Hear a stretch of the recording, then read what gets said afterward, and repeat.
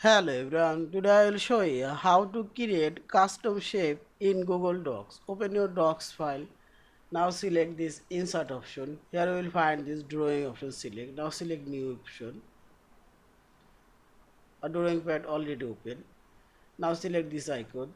Here you will find this scribble option. Now select. Now draw your custom shape.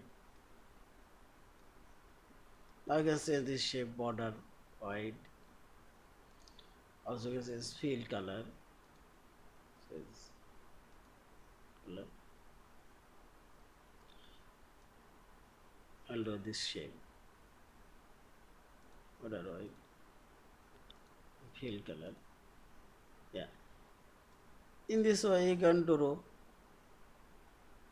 any kinds of shape as you like. Yeah. Also you can choose here any kinds of shape. This shape. Since border white, fill color. Here also arrow, curve, polyline. This is equation also. Yeah. Now simply select save and close. Yeah. This is. Thank you for watching. Please subscribe, like, share, and comments.